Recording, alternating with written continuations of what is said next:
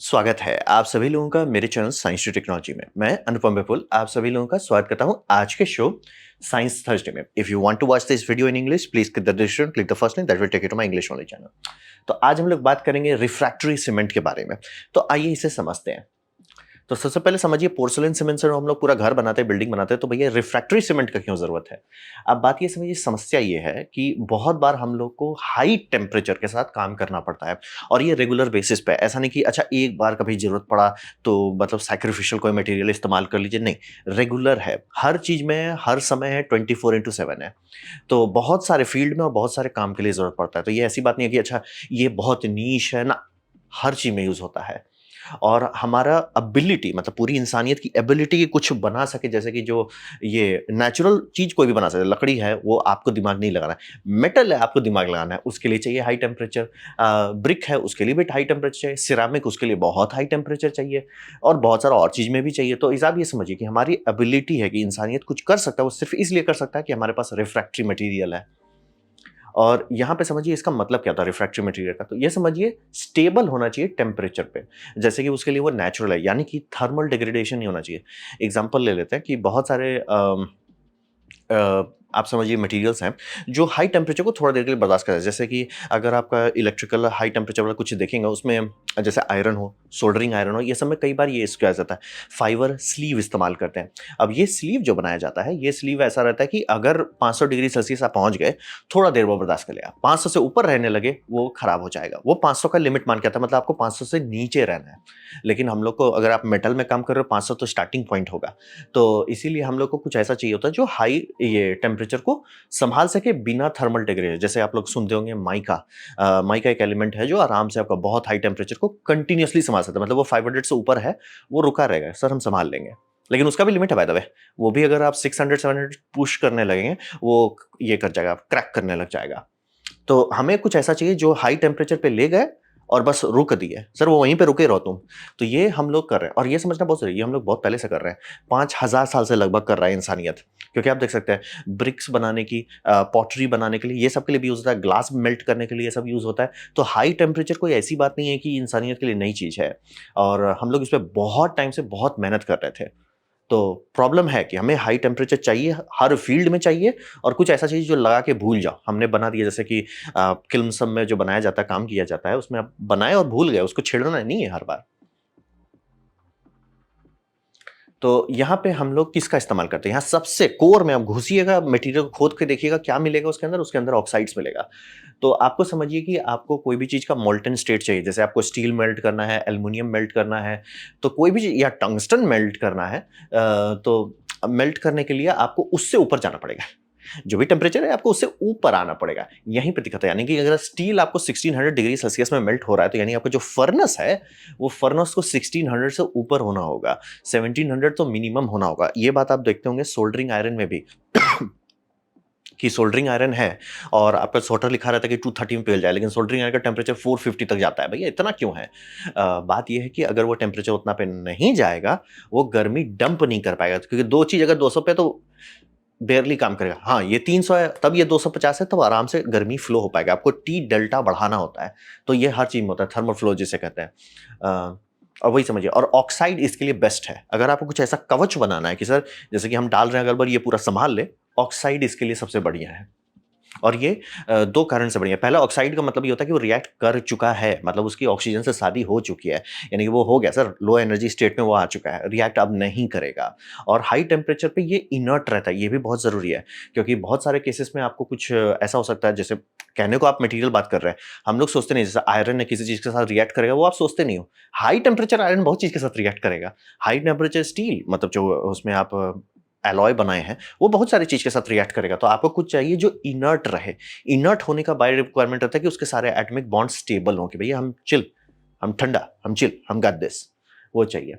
तो यहां पे आपको तीन मटेरियल जनरली आपको बार बार सुनने को मिलेगा। पहला होगा सिलिकॉन डाइऑक्साइड, फिर होगा अल्यूमिनियम ऑक्साइड, अलुमिना जिसे कहते हैं, और फिर होगा मैग्नीशियम ऑक्साइड। ये इस तरह के पाउडर्स आते हैं, और हाँ, सब सादा पाउडर ही दिखता है।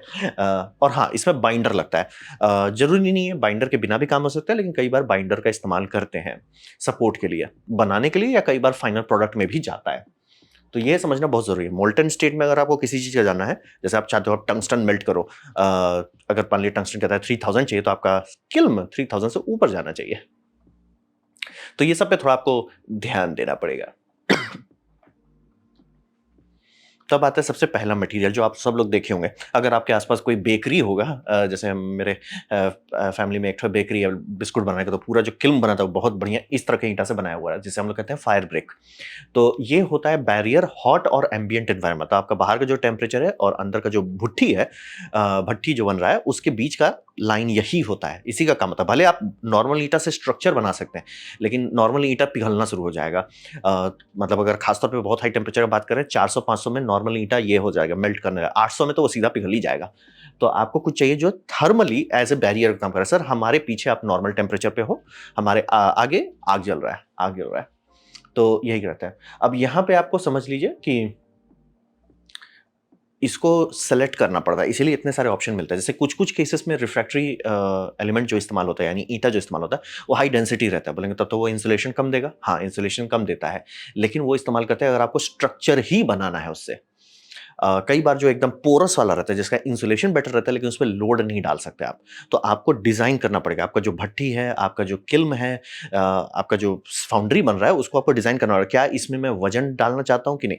अगर वजन नहीं डाल, जैसे बहुत सारे केसेस में होता है कि आपका मेटल स्ट्रक्चर दे रहा है, मेटल बम बम है, तो मेटल के अंदर आप बेस्ट बहुत लाइट वेट फाइबर ब्रिक लगाएंगे। वो लाइट वेट होगा, बहुत अच्छा से इंसुलेशन देगा, लेकिन स्ट्रक्चर नहीं है, उस पर लोड नहीं पड़ना है। वो गर्मी को बोलेगा थारा भाई संभाल लेगा, लेकिन लोड डालिएगा वो क्रैक कर जाएगा। तो ये सब आपको करना पड़ता है। और हाई टेम्परेचर कंपैटिबिलिटी चेक करनी होती है, यानी कि किस तरह का ईंधन इस्तेमाल कर रहे हैं और क्या डाल रहे हैं। जैसे कि कुछ कुछ एलॉय का आप काम कर रहे हैं, उससे जो कबाड़ निकलेगा, जो स्लैग निकलेगा, वो इतना रिएक्टिव होता है कि ईंटा खाने लग जाता है। अब ये कुछ कुछ चीजें में आप सीधा मैनेज कर सकते हैं। सर ईंटा सस्ता है, वो खा रहा है, मतलब कि 5 बार को नया ईंटा लगाना पड़ रहा, लगाओ। कुछ कुछ केसेस में हो सकता है कि सर ईंटा एसिडिक होना चाहिए, या ईंटा अल्कलाइन होना चाहिए, या न्यूट्रल होना चाहिए। वो आपको डिसाइड करना पड़ेगा, डिपेंड करता है कि आपका इनपुट क्या है। तो ऐसे खुला आप नहीं ले सकते। हाँ, खुला आप ले सकते हैं, जैसे अगर आप कि इलेक्ट्रिक वाला हीटर में काम कर रहे हैं और उसमें आप कोई चीज़ पकाना चाह रहे हैं, जैसे कि आपका ये सिरामिक है, इसको पकाना चाह रहे हैं, तो कोई रिएक्शन नहीं हो रहा है, वहाँ पे बहुत सारे हीटर चल जाएगा। लेकिन आपको उसको ध्यान देना पड़ेगा कि केमिकल इन्वायरमेंट कैसा है। जैसे कि बहुत सारे लोग जो मेटल के वर्क के साथ करते हैं, मेटल से कोई दिक्कत नहीं है फायर ब्रिक को, लेकिन उसमें जो फ्लक्स इस्तेमाल होता है वो ये सबको करोड कर देता है। तो आपको फ्लक्स रेजिस्टेंट ईंटा लेना पड़ेगा, उसका दाम थोड़ा अलग आता है। तो वही समझिए। और इसमें लोग खर्चा बहुत करते हैं, क्योंकि अगर आप इंसुलेशन बढ़िया रखते हैं, कितना मेगावाट का बिजली जा रहा है या कितना मेगावाट का फ्यूल खपत हो रहा है, वो घट जाता है। यानी कि फर्नेस जो है, अगर बहुत अच्छा इंसुलेशन है तो वो ज़्यादा ना तो गैस खाएगा ना ज़्यादा, ना तो बिजली खाएगा ज़्यादा, तो वो फ़ायदा होता है। तो लोग कटौती नहीं करते हैं। अगर आप समझदार हैं, समझदार फैक्ट्री बना रहे हैं, तो इसमें कटौती नहीं किया जाएगा। यहाँ पे आप रिसर्च लगाएंगे, मेहनत करेंगे और उसके ऊपर और मेहनत करेंगे कि भैया ये बेस्ट ऑफ द बेस्ट हो। वहाँ पे आप धांधली नहीं कर सकते। और ये समझिए कि एक्चुअली ये कैसे काम कर रहा है। तो इसमें जो मटेरियल्स है, वो मैंने बोला ऑक्साइड मटेरियल है। दूसरा, ऑक्साइड मटेरियल तो ठीक है, वो एक्चुअली कंडक्टर हो जाएगा। अगर आप एक पत्थर ही रख देते हो तो कंडक्टर हो जाएगा। तो करना ये होता है कि उसके अंदर क्लोज सेल ये बनाया जाता है। जैसे फोम में आप खरीदो ना, तो आता है ओपन सेल फोम है कि क्लोज सेल है। ओपन सेल में हवा का मतलब पूरा ऑलमोस्ट ये रहता है, आर पार जा सकता है। लेकिन आप समझे ना कि अगर आप फर्नेस चला रहे हो तो आग भी आर पार चला जाएगा। तो इसीलिए क्लोज सेल रहता है, मतलब कि अगर आप माइक्रोस्कोप में काट के देखिएगा, बबल्स दिखेंगे। ये मैं फोम का दिखा रहा हूँ क्योंकि इसका इसका उतना बड़ा बड़ा सेल नहीं होता, लेकिन आइडिया यही है कि हवा का पॉकेट्स है। बोलेंगे वो तो पॉकेट छोटा छोटा मिलीमीटर में होगा, तो उससे क्या फर्क पड़ता है। बात है, हवा बहुत अच्छा इंसुलेटर है। मतलब बेसिकली सॉलिड से बेटर इंसुलेटर गैस होता है। और उसमें भी एयर, नॉर्मल एयर बहुत अच्छा इंसुलेटर है कि हवा इधर से उधर गर्मी डाल ही नहीं पाता है। तो अगर आप बहुत सारे बबल का लेयर है, गर्मी आ रहा है बम बम डाल के, इधर से उधर जा ही नहीं पाएगा। एग्जैक्ट यही लॉजिक पे आपका स्पेस शटल का री एंट्री ट्रायल, स्टारशिप का री एंट्री ट्रायल, ड्रैगन का री एंट्री ट्रायल, वो वही है। वो लड़ नहीं रहे हैं, लड़ाई झगड़ा नहीं कर रहे, क्योंकि लड़ाई झगड़ा करेंगे हार जाएंगे। वो सिर्फ हवा का इतना मेज बना हुआ है, इतना पॉकेट्स बने हुए हैं कि रेडिएशन, तो मतलब रेडिएशन संभालने के लिए आपने कार्बन लगा दिए, ठीक है। अब उसके बाद जो हीट है, जो फ्लक्स है, वो आर पार जा ही नहीं पा रहा, क्योंकि एक बैरियर बना हुआ है। जैसे आपका ठंडा में रेशा क्यों खड़ा हो जाता है, ताकि वो हवा को ट्रैप करे, सेम वही लॉजिक है। इसीलिए सब क्लोज सेल बनाया जाता है। तो और कई बार बोल रहे हैं डबल डिजाइन भी हो सकता है कि आप अंदर का पूरा एकदम जो बहुत हाई इंसुलेशन लेकिन स्ट्रक्चर नहीं है, लेकिन उसके बाहर नॉर्मल ईटा की जगह पे आप हाई डेंसिटी फायर ब्रिक इस्तेमाल कर सकते हैं। तो ये सब पे मैनेजमेंट बहुत होता है, मतलब कि ये नॉर्मल चीज नहीं कि मैंने ईटा खरीद दिया लगा लिए। लो टेम्परेचर के लिए आप कर सकते हैं, लेकिन जहां आप कि हाँ हम इस पे मोल्टन मेटल डालेंगे, ओह, ध्यान देना पड़ता है। प्लस ईंधन से अगर आप कर रहे हैं, बिजली का छोड़िए, बिजली में उतना टेंशन नहीं है, लेकिन ईंधन से कर रहे हैं, कौन सा ईंधन है, नेचुरल गैस जला रहे हैं, कोई टेंशन वाली बात नहीं। बायोगैस जला रहे हैं सर, उसमें सल्फाइड बहुत होता है, तो क्या वो करोड करेगा कि नहीं करेगा वो आपको जानना पड़ेगा। अगर पेट्रोलियम प्रोडक्ट को इस्तेमाल कर रहे हैं, जैसे कि बंकर ऑयल इस्तेमाल कर रहे हैं, जनरली कोई करता नहीं है, लेकिन मान लीजिए आप कर रहे हैं, तो बहुत ध्यान देना पड़ता है, उसमें बहुत सल्फर होता है। तो फायर ब्रिक समझिए मटेरियल है जिसको इंजीनियर किया जाता है। आप बोलोगे सर हमको ये चाहिए, तो वो बोलेगा सर हमारे पास ये कैटलॉग है, इस कैटलॉग में से बताइए आपको क्या सूट कर रहा है। और फिर आप कैसे डिसाइड हो रहे हो क्या चूज करना है, डिपेंड करता है आप उस पर करना क्या चाहते हो। सिर्फ इंसुलेटर चाहते हैं, ऑलमोस्ट सब काम कर लेगा। आप चाहते हैं कि वो इंसुलेट भी करे और लोड भी संभाले, तब थोड़ा सा सिलेक्शन बदल जाता है। फिर उसमें आप देखिएगा कि कैसा ईंधन है कि इलेक्ट्रिकल है। उसके बाद आप डिसाइड कीजिएगा कि भैया ये इसमें जो मटेरियल छुएगा इसको, क्या उसमें फ्लक्स है, क्या उसमें कोई ऐसा चीज है जो रिएक्ट कर सकता है, क्योंकि हाई टेम्परेचर पे हर चीज रिएक्ट करता है, ये समझना बहुत जरूरी है। आप अगर 1000 डिग्री पे जाते हो, जो चीज ऑलमोस्ट कुछ रिएक्ट नहीं करता वो रिएक्ट करना शुरू कर देता है। हाई टेम्परेचर का एक अलग नौटंकी होता है, तो इसीलिए सावधान रहना पड़ता है फायर ब्रिक बनाने में। ये मतलब है एडवांस साइंस है, और उस तरह का एडवांस नहीं है, मतलब इस तरह का एडवांस है कि आपको सिलेक्शन में ही जान निकल जाएगा। चीज में दिक्कत नहीं है, चीज में दिक्कत नहीं है, सिलेक्शन में दिक्कत है। फिर अब बात करते हैं इंसुलेटर का।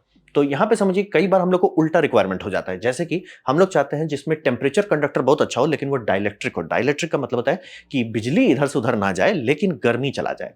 अब रहा बात की ये कहां पे इस्तेमाल होता है, ये दो जगह पे आपको जनरली होता है, आपका पावर इलेक्ट्रॉनिक्स में और आपका हीटिंग एलिमेंट में। जैसे कि आप हीटिंग एलिमेंट देख रहे हैं, ठीक है, आजकल आप लोग नोटिस कर रहे होंगे बहुत सारा मार्केट में पीटीसी हीटिंग एलिमेंट आने लगा, यानी पॉजिटिव टेम्परेचर कोएफिशिएंट।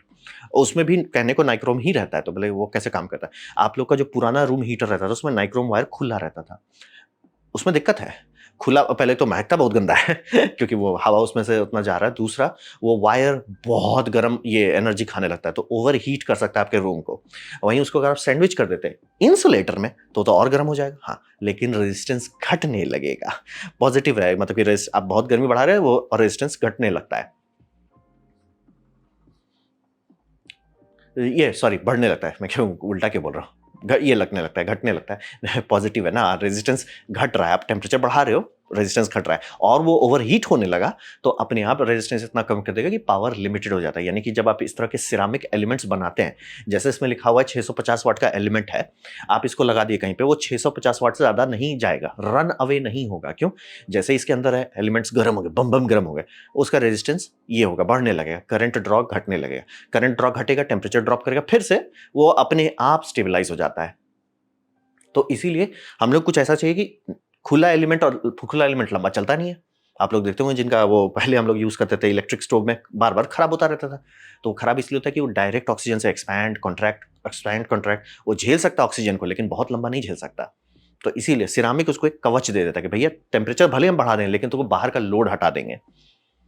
तो हम लोग को इसमें क्या चाहिए, जैसे कि आप सोल्डरिंग आयरन, जिसके लिए मैं काम कर रहा हूँ, कि सोल्डरिंग आयरन के लिए आपको एक ऐसा एलिमेंट चाहिए जो आपको बिजली इधर से उधर नहीं जा रहा है, ताकि आप मेन से इस्तेमाल करें या डीसी भी इस्तेमाल कर रहे हैं तो भी, तो उसमें वोल्टेज आप शॉर्ट नहीं करना चाहेंगे, और गर्मी इधर से उधर। यहाँ पे कोई भी यूट्यूब पे अभी तक क्रैक नहीं किया कैसे बनाते हैं सोल्डरिंग आयरन स्टेशन, बल्ले बल्ले, आयरन एकदम नहीं। आयरन में दिक्कत वही है, बहुत लोग सबसे ये फाइबर स्लीप खरीदते उस पर लपेट देते हैं, वैसे नहीं चलेगा। सबसे सस्ता भी अगर आप सोल्डरिंग आयरन खरीदते हैं, उसमें भी माइका शीट इस्तेमाल होता है, और माइका शीट बहुत महंगा है जो फ्लेक्सिबल हो। माइका महंगा नहीं है क्योंकि, लेकिन आप माइका शीट का चाहेंगे जो इसको रोल कर सकें, वो बहुत महंगा आता है, 9-10 हज़ार रुपये का आता है। तो वही है। और रहा बात की जितने भी ब्रांडेड आप देखें जिसमें कार्ट्रिज स्टाइल है, या जो 40-50 वाट का ढंग आता है, सब में ये सिरामिक एलिमेंट आता है। क्यों? इसके अंदर आप नाइक्रोम डाल दिए, नाइक्रोम बाहर, उस पर ऑक्सीजन का कोई लड़ाई झगड़ा नहीं हो रहा है, ये टेम्परेचर को एकदम संभाल के रखा हुआ है, और ये कंडक्टर अच्छा है, मतलब इसमें वॉइड नहीं है। अगर आप हीटिंग एलिमेंट बनाते हैं और हीटिंग एलिमेंट को डायरेक्ट कपल कर देते हैं, भैया तुम गर्मी लो डाल दो, बहुत अच्छा रहेगा, गैप्स नहीं होने चाहिए। लेकिन जब आप माइका ऐसे लपेटते हैं, उसके ऊपर नाइक्रोम लगे, गैप बहुत सारा है, माइक्रो वॉइड्स बहुत सारे हैं, वो गर्मी, मतलब आपका नाइक्रोम बेचारे को 600 पे जाना पड़ता है, तब जाके आपका 400 पहुंचता है। इसके केस में नाइक्रोम से 500 जाएगा, आपका आउटर केस 400 हो जाएगा। तो हम लोग को वही चाहिए, कुछ ऐसा मटेरियल हो जो हाई टेम्परेचर संभाल सके और बिजली शॉर्ट करने नहीं दे। तो इसी के लिए रेजिस्टिव वायर आपका आराम से इस्तेमाल होता है ये सब में। और हाँ, आजकल आपको बहुत जगह मिलेगा, खासतौर पे एलईडी में जो लोग काम करते हैं, हाई पावर एलईडी में काम करते हैं या इलेक्ट्रॉनिक्स में ना, देखेंगे सर्किट बोर्ड आजकल थोड़ा अलग चीज से बनने लगा है। पहले सर्किट बोर्ड बनते थे FR4 से, फाइबर ग्लास 4 से। उसका बहुत ये नहीं है, क्या बोलते हैं आपका, उसका थर्मल कंडक्टिविटी बहुत खराब है। अब रहा बात उसमें आपने मॉसफेट लगाया, पावर मॉसफेट लगाया, लेजर डायोड लगाया, सब चीज लगा दी है, उस पर एलईडी लगा दी है, वो गर्मी निकाले कैसे? तो आजकल हम लोग ये अलुमिना इस्तेमाल करते हैं। इस मतलब बेसिकली सर्किट बोर्ड का FR को हटाइए, वहां पे आप अलुमिना डालिए।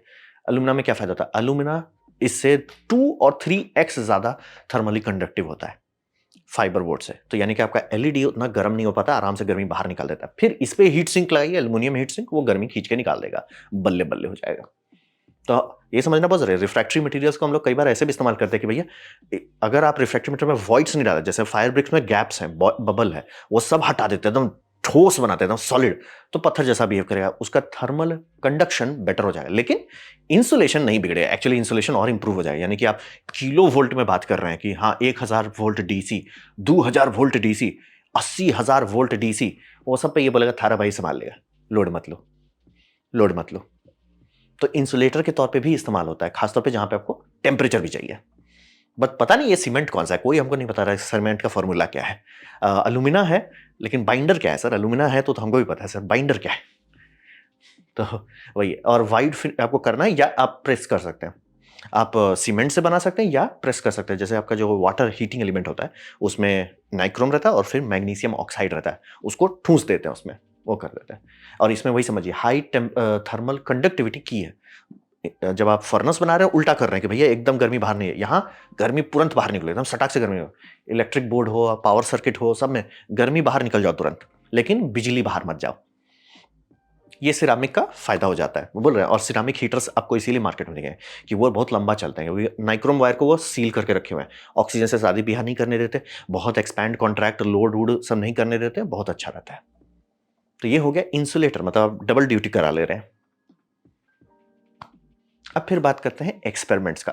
तो यहां समझना बहुत जरूरी है, इसका फॉर्मुलेशन एंडलेस है। मतलब अगर आप बैठेंगे, पूरा चैप्टर है, लोग पढ़ाई करते, बोल रहे हैं पूरी देश की शक्ति इसी बात पे कि क्या आप एक्चुअली फर्नेस चला सकते हैं नहीं, और फर्नेस कौन अच्छा से चला सकता है, वो उस पे होता है कि किसका इंसुलेशन बेटर है। मतलब कि 2 फैक्ट्री लीजिए, दोनों स्टील पे काम कर रहे हैं, एक तो बहुत मेहनत कर रहा है सही एलिमेंट चूज करने में, सही रिफ्रैक्टरी डिजाइन करने में, पूरा उसका हीट लॉस कम हो रहा है, दूसरा ज्यादा बिजली जला दे रहा है। बोले उससे क्या फर्क पड़ता है? बात है, जला बिजली एक दिन में नहीं फर्क पड़ता है, हर महीने आपका जब बिजली बिल ज्यादा आने लगेगा तब फर्क पड़ता है। तो समझना बहुत जरूरी है, इसका फॉर्मुलेशंस बहुत सारा है और इस पे मास्टरी सबके लिए जरूरी है, चाहे वो आपका स्टील इंडस्ट्री हो, क्रूसिबल वाले टेक्नोलॉजी, बहुत सारे टेक्नोलॉजी में ये चाहिए वो चाहिए। आप क्या फर्नेस जैसा टेम्परेचर बना सकते हैं, क्या उसे स्टेबल रख सकते हैं कि नहीं, डिपेंड करता है। और DIY भी बना सकते हैं कि नहीं। लैब उप कॉलेज के लिए अगर मतलब पूरा इंडिया में पता चला लैब उप सब कॉलेज में 1-2 पीस रखा हुआ है, कैसे काम नहीं चलेगा सर? तो ये समझना बहुत जरूरी है। हाँ, लेकिन इसका ये फायदा है, अभी सब जो बताया ये सब तो ठीक है, बड़े लोगों बड़े लोगों पहुंची वाली बात है, लेकिन आप भी स्टार्ट कर सकते हैं। इसमें 2 चीज आप आराम से बना सकते हैं। मैग्नीशियम ऑक्साइड सीमेंट्स जो आता है, उसमें जैसे आप 2 चीज की शादी कराएंगे। आप मैग्नीशियम ऑक्साइड मैंने ऑर्डर किया है, आया नहीं है, एक तारीख को आएगा। मैग्नीशियम सल्फेट वो ऑर्डर किए थे, आ गया। इस तरह का आता है, एप्सम सॉल्ट कहते हैं इसको। ये आपको बस ध्यान लेना है कि अनसेंटेड हो, मतलब उसमें कोई तिगड़म न जोड़ा हो। मैग्नीशियम सल्फेट रहता है, इसको एप्सम सॉल्ट कहते हैं। और ये मतलब इसमें इस्तेमाल होता है, आपका दर्द उर्द हटाने में इस्तेमाल होता है, स्पा में इस्तेमाल होता है, नहाने धोने के लिए करते हैं, मतलब सेफ है, ह्यूमन बॉडी के लिए सेफ है, ऊपर आपको नहीं ले जाएगा। और हाँ, मैग्नीशियम ऑक्साइड खाते हैं सप्लीमेंट के तौर पर, जिम वाले ब्रो से बात कीजिए, उनके पास होगा। तो ये समझ रहा हूँ, ये दोनों आराम से आपको मिल जाएगा। हाँ, ये एप्सम सॉल्ट महंगा नहीं होता, ये ज़्यादा 1 किलो हमको 200-300 के अंदर मिल गया। कितना, हाँ वही 200-300 के अंदर आपको 1 किलो मिल जाएगा। लेकिन मैग्नीशियम ऑक्साइड, और हाँ मैं क्लियर कर देना, उसमें कुछ ऐड ना हो। जैसे अगर आप सप्लीमेंट खरीदेंगे तो सप्लीमेंट में बहुत सारी चीज़ ऐड किया रहेगा। प्योर मैग्नीशियम ऑक्साइड थोड़ा सा महंगा आता है। हाँ, आपका कोई इंडस्ट्रियल फ्रेंड है जो ये बोले ना हीटिंग एलिमेंट वाला करता हो, तो बोले बोरा झोला दो झोला बेच देगा आपको, कोई टेंशन वाली बात नहीं है। ये बहुत आराम से मिलता है और इसमें आपको 3 चीज चाहिए होता है, मैग्नीशियम ऑक्साइड, मैग्नीशियम सल्फेट और पानी, H2O। और ये बहुत अच्छा आपका ये बना देता है। सोरा सीमेंट समझिए एक कैटेगरी होता है, वो कैटेगरी बना लेता है। और इसमें 1000 डिग्री सेल्सियस आराम से आप मैनेज कर सकते हैं। एक्चुअली 1000 से थोड़ा ऊपर भी जा सकता है, क्योंकि ये सीमेंट है। यहाँ पे आप वो नहीं बना रहे हैं, ईंटा बनाने को चाहे आप सीमेंट कास्ट कर रहे हैं, आपको कोई स्ट्रक्चर चाहिए उसमें आप सीमेंट जैसे डालते हैं वैसे डाल सकते हैं, ये करेगा। 1000 डिग्री तक तो आपको सोचना ही नहीं है। मतलब अगर आपको एल्युमिनियम मेल्ट करना है, सर लोड मत लीजिए। हीटिंग एलिमेंट बनाना है, सर लोड मत लीजिए। अब बोल रहे ना आपका ऑलरेडी जितने वाटर हीटिंग एलिमेंट है सब में मैग्नीशियम ऑक्साइड ही डाला गया है। अलुमिना बेटर होता है, लेकिन मुझे अलुमिना का कोई बाइंडर नहीं मिल रहा है। अगर आप लोग को पता हो प्लीज शेयर करें कि जैसे बोले मैग्नीशियम ऑक्साइड बहुत अच्छा है, लेकिन उसे सीमेंट कैसे बनाएंगे? सीमेंट के लिए चाहिए आपका मैग्नीशियम सल्फेट। और हाँ, अगर आप कुछ शेयर करें तो प्लीज थोड़ा सोच समझ के शेयर कीजिए कि वो मिल सकता है कि नहीं। ऊट पटांग चीज मत लीजिएगा जो कहीं मिलता ही नहीं है। एप्सम सॉल्ट बोले ना तो हम ही को मिल गया, और मैग्नीशियम ऑक्साइड भी मिलता है, थोड़ा महंगा होता है लेकिन मिलता है।